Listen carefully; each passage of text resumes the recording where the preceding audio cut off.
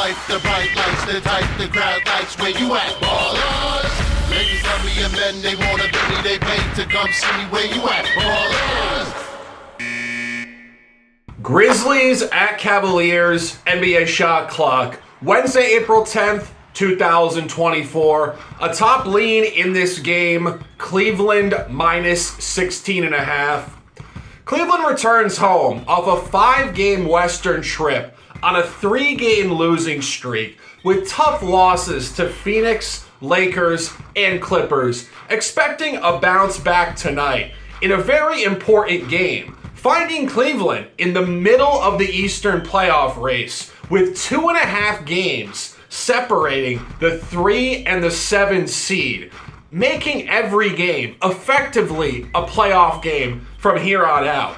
Memphis travels to Cleveland tonight on a home road back-to-back off a 15-point loss last night against the Spurs, in a spot they have underperformed since the turn of the new year. Memphis is 1-7 ATS on the second leg of a back-to-back since January 1st, and this is the second matchup of the year between these out-of-conference opponents, finding a heavy line tonight. These teams did square off in Memphis on February 1st. A Cleveland victory and a cover, 108-101. The line that day, -5. The line here, -17, indicating a gigantic rest advantage, motivational edge, and a win by an expected 26 points on average. If you guys want to bet this game, it is NBA Shot Clock, a lean or an official on every game. Cleveland -16.5. Let's cash this ticket.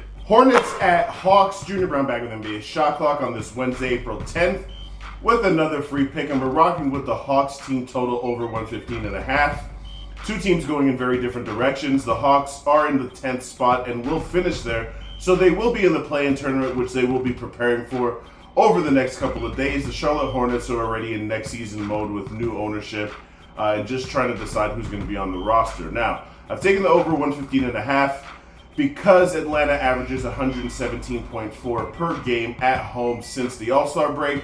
I know they've lost 3 in a row, but again, they've lost 3 in a row to very good competition, which the Charlotte Hornets is not. The reason I'm not laying the 10.5 with Atlanta is they're 1-2 against Charlotte this season, so they have had their issues with this team.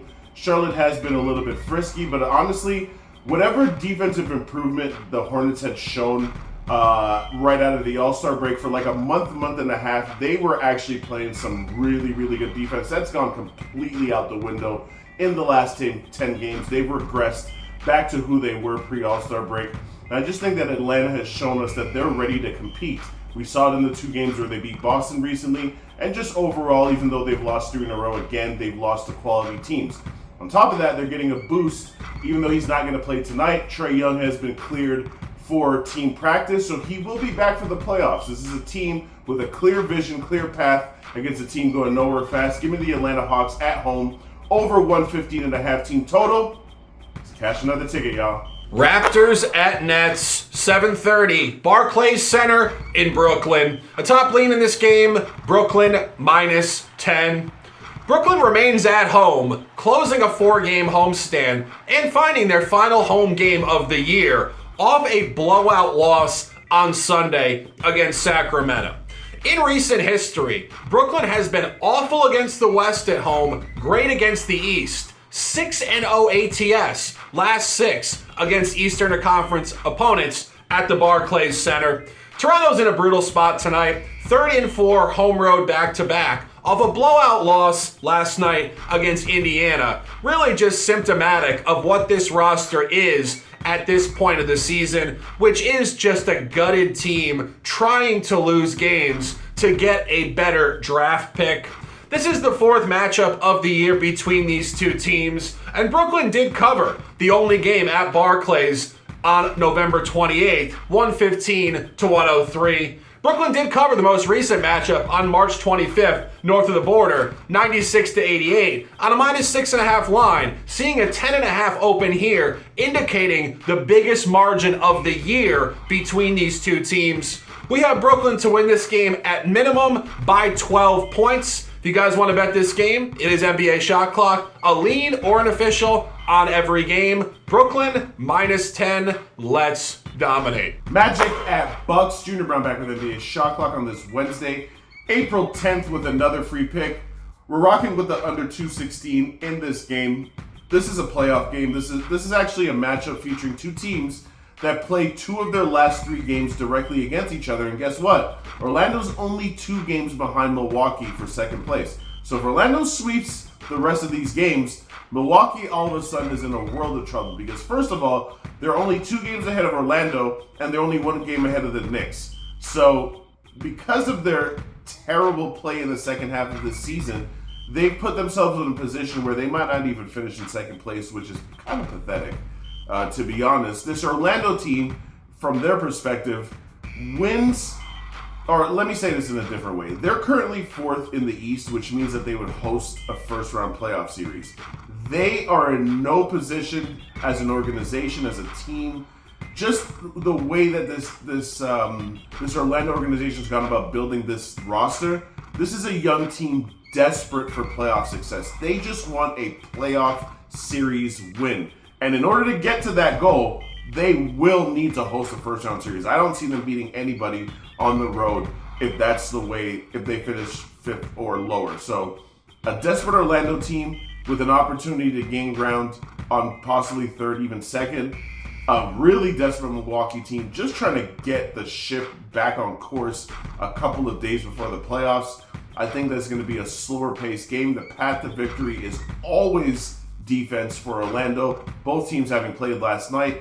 All of these things lead me to the under 216. Let's cash another ticket, y'all. Mavericks at Heat, 7:30 p.m. in Miami. A top lean in this game, under 218.5.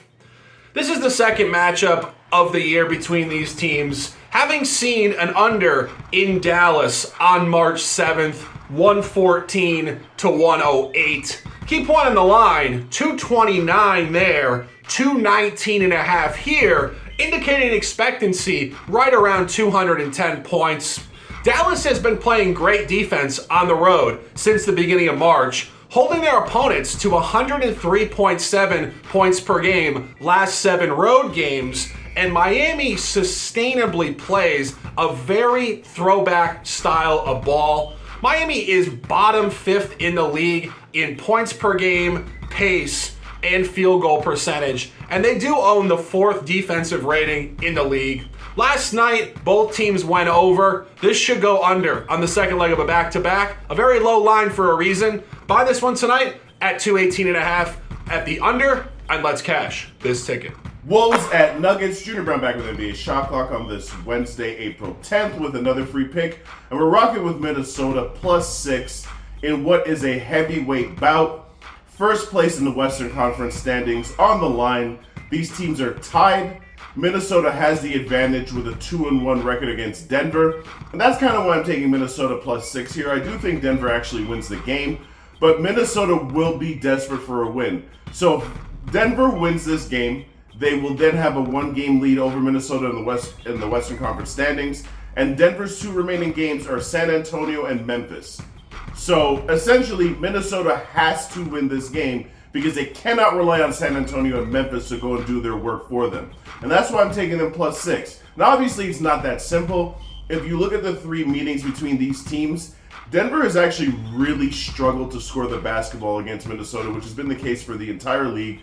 Minnesota is the one true elite defense in this league, and it's not surprising to see that Denver has had their struggles. Jamal Murray in particular has really struggled against what is an elite defensive backcourt in Jaden McDaniels and Edwards, 2 of the 10 to 15 best one-on-one wing defenders in the league who are both bigger than Jamal Murray, so it's understandable that he has trouble. Even Joker has not been his efficient self versus Minnesota. In 3 games, he's at a -10.9 net rating. I guarantee you there is no other team that he has as close to as bad of a net rating as he does against Minnesota. So again, I do think that the Denver Nuggets win this game because of their championship experience, because they're at home, because of the stakes.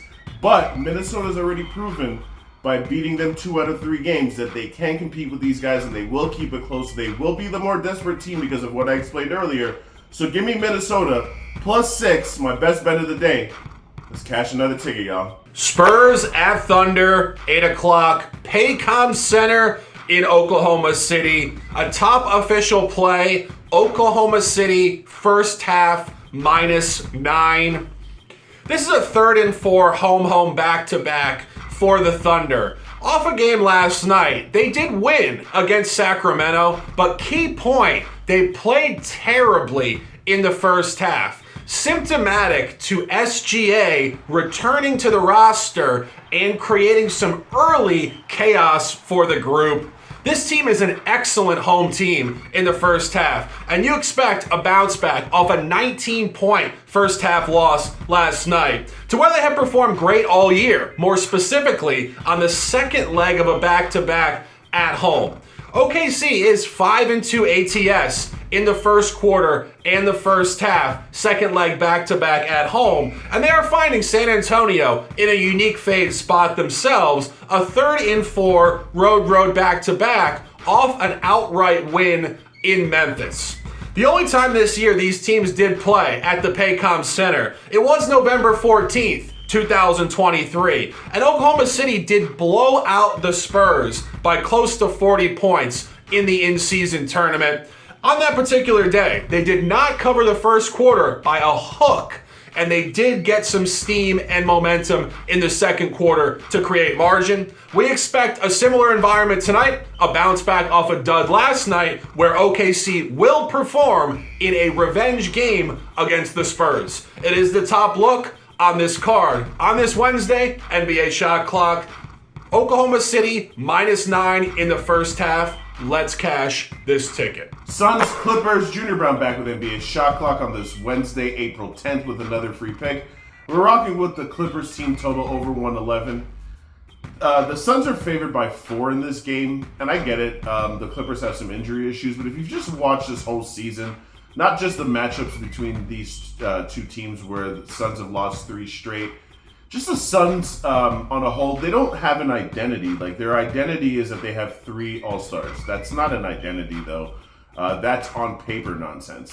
On the actual basketball court and the way they intertwine with each other, I think Frank Vogel has done an exceptionally poor job figuring out an offense where one of the 3, if not 2 of the 3, aren't just standing in the corner and watching, which is what was happening last night when Devin Booker went 1 for 11 and KD was 8 for 22.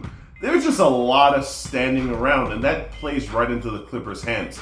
Now, on the flip side, the reason why I'm taking the over 111 for the Clippers is, even though the Clippers' offense did not play well yesterday, they only scored 103 points, over 3 games, the Clippers are averaging 127 points per 100 possessions against this Phoenix team. So 111, regardless if they win or lose, should be no problem for them.